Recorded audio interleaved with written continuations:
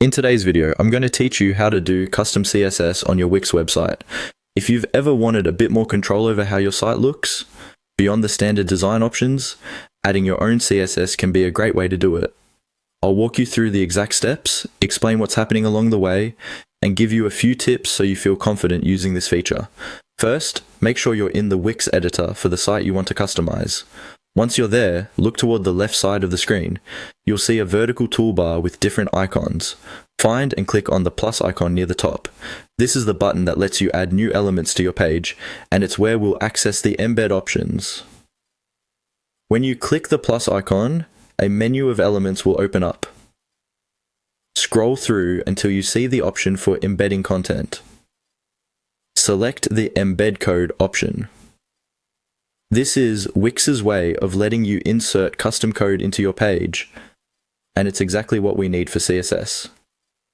After you choose embed code, you'll see a few different ways to embed things.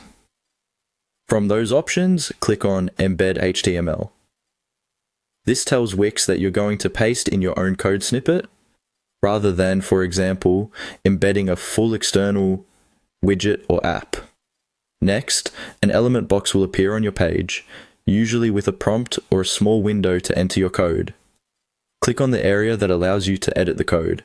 It may look like a small button or tab labeled something like Enter Code, or simply show a code field. Click into that code area so you can start typing or pasting. Now, you're ready to add your CSS. In most cases, you'll wrap your custom CSS inside a style tag, so the browser knows it's CSS. Paste your code carefully into the box. Make sure you're not accidentally deleting any required tags, and double check that your CSS targets the correct elements or classes on your site. Once your code is pasted, apply or update the changes. You should see your custom styling take effect right away in the editor preview, or after a quick refresh.